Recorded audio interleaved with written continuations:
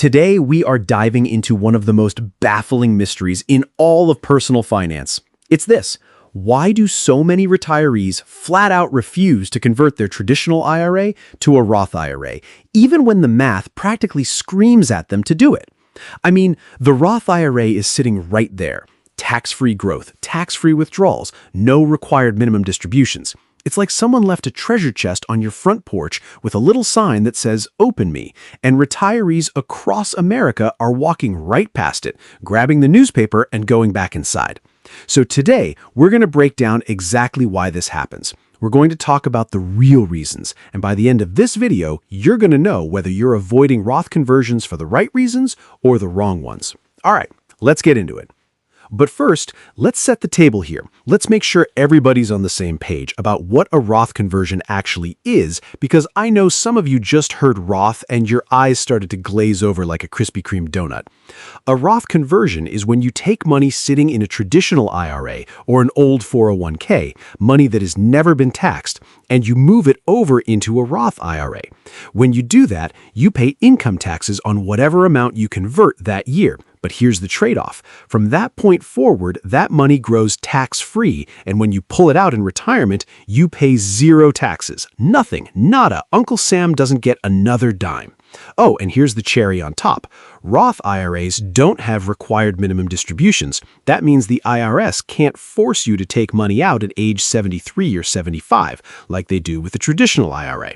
Your money just sits there, growing, minding its own business like a well-behaved golden retriever.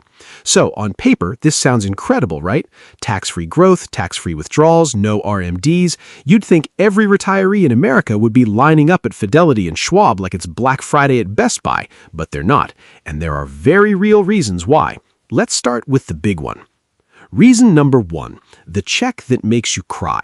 And this is the elephant in the room. Nobody wants to write the IRS a check today for a benefit they'll see tomorrow.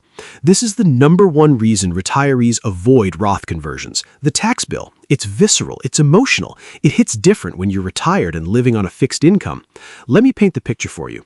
Let's say you've got $500,000 sitting in a traditional IRA. You're 65, you just retired, and your financial advisor says, "Hey, let's convert some of that to a Roth." Great idea. So you convert $100,000. You know what happens next? That $100,000 gets added to your taxable income for the year. If you're in the 22% bracket, congratulations. You now owe roughly $22,000 in federal taxes, and depending on where you live, your state might want a piece too. $22,000 gone, just like that. To a retiree who just stopped getting a paycheck, that feels like getting punched in the wallet. And here's the psychological trick your brain plays on you. You can see the tax bill. It's right there. It's concrete. It's real. It's a number on a screen. But the future tax savings, those are abstract. Those are hypothetical. Those are maybe dollars. And human beings are absolutely terrible at trading real pain today for theoretical gain tomorrow. It's the same reason people don't go to the gym. The couch is comfortable right now. The six-pack is theoretical. So retirees look at that tax bill and say, "No thank you, I'll keep my money where it is." And honestly, I get it. I understand the emotion, but the emotion and the math are not always on the same team. Reason number two, the lower bracket fairy tale. This one is huge. There's this deeply embedded belief in personal finance world that goes something like this: I'll be in a lower bracket when I retire. And for a lot of people, that used to be true. You stop working, your income drops, your bracket drops, life is good. But here's what nobody warned you about. Once you turn 73 or 75, depending on when you were born, the IRS forces you to start taking required minimum distributions from your traditional IRA. And those RMDs are based on your account balance. So if you've got $1 million in a traditional IRA, your first RMD might be around $37,000 to $40,000. That's taxable income whether you need the money or not. Now, stack that on top of Social Security benefits, which can be up to 85% taxable depending on your total income. Add in any pension income, add in any investment income, and suddenly Mr. or Mrs. I'll be in a lower bracket in retirement is staring at a tax bill that's just as big or bigger than when they were working. And here's the kicker. If your traditional IRA keeps growing, which, is kind of the whole point of investing, your RMDs get bigger every year. It's like a snowball rolling downhill, except instead of snow, it's taxes. A Roth conversion during those early retirement years before Social Security kicks in and before RMDs start is one of the most powerful tax planning moves you can make. Those years between retirement and age 73, that's your golden window. Your taxable income is low, the tax brackets are wide open, and you can shovel money into a Roth at bargain basement tax rates. But most retirees don't do it because, again, they're looking at the check they have to write today and saying, nope. Reason number 3, the Medicare Boogeyman. Okay, so this one is a legitimate concern, and I want to be fair about it. IRMA stands for Income-Related Monthly Adjustment Amount, and it's basically a surcharge the government slaps on your Medicare Part B and Part D premiums if your income is above a certain threshold. Here's the thing. When you do a Roth conversion, that converted amount counts as income, and Medicare looks at your income from 2 years ago to determine your premiums today. So if you do a big Roth conversion in 2026, your Medicare premiums could jump in 2028. And those surcharges are not small. Depending on how much you convert, we could be talking about an extra $100 to $400 per month in Medicare premiums per person. If you're married, double that. That's potentially thousands of extra dollars per year just in Medicare costs. So a lot of retirees hear about IRMA and they say, well, that's it. Roth conversions are off the table. I'm not paying a penny more for Medicare. And I totally understand that reaction. Nobody wants to pay more for the same coverage. But here's what they're missing. IRMA is temporary. It only applies in the years when your income is elevated from the conversion. If you spread your conversions out over multiple years and keep each conversion small enough to stay below the IRMA thresholds or just barely tip into the first tier, you can manage this. It's not an on-off switch. It's a dial. You just have to turn it carefully. And the long-term math often works out. Paying an extra $1,200 in Medicare premiums for 1 year to save $10,000 or $20,000 in future taxes, that's a trade most people should take, but the fear of IRMA keeps them frozen. Reason number 4, paralysis by tax code. Let me ask you something. Have you ever read the IRS tax code? Of course you haven't. Nobody has, not even the people who work at the IRS. It's like reading stereo instructions written in ancient Greek.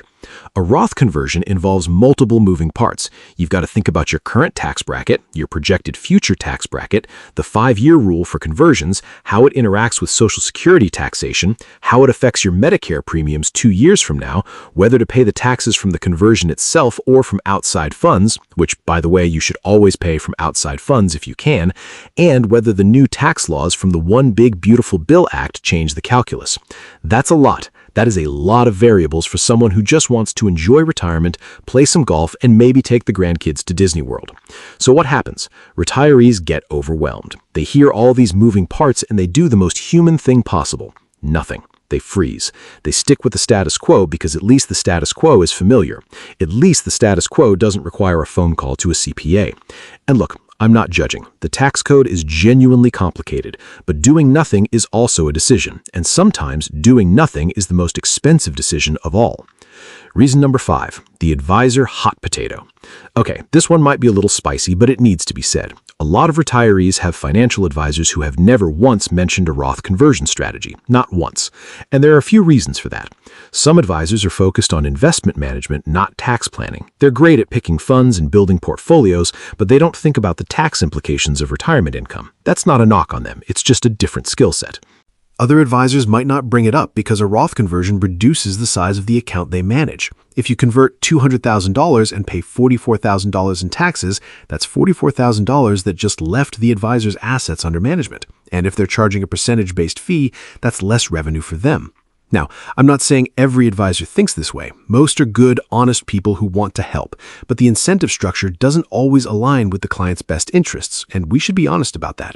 And then there are advisors who just don't want the liability. Roth conversion planning sits at the intersection of investment management and tax planning, and a lot of advisors are worried about giving what could be construed as tax advice, so they punt. They say, talk to your CPA about that, and the CPA says, talk to your financial advisor. And the retiree is stuck in a game of hot potato where nobody wants to hold the conversion.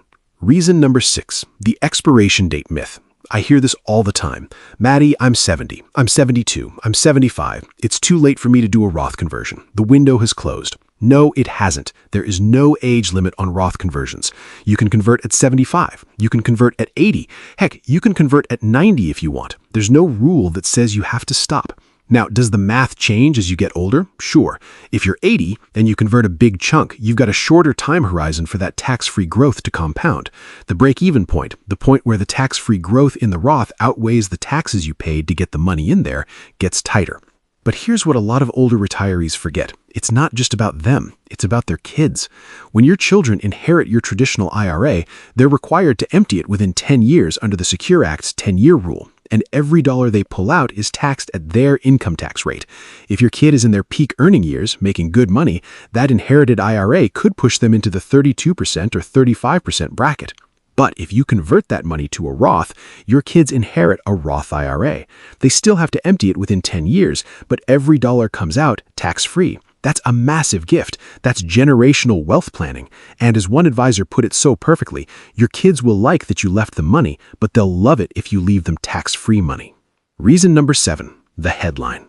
Look, the internet is a wonderful thing. It gave us online banking, video calls with grandkids, and an endless supply of cat videos. But it also gave us financial misinformation on a scale that would make your head spin. A retiree reads one article that says Roth conversions are dead because of the new permanent tax rates under the OBBA, and they take that as gospel. They don't read the nuance. They don't understand that the article was saying the urgency of the 2025 deadline is gone, not that conversions themselves are a bad idea. They just see the headline, panic, and close the laptop.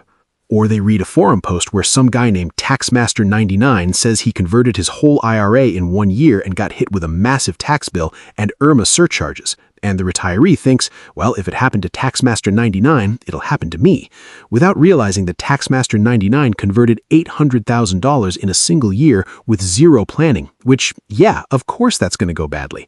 That's like eating an entire Thanksgiving turkey by yourself and blaming the turkey.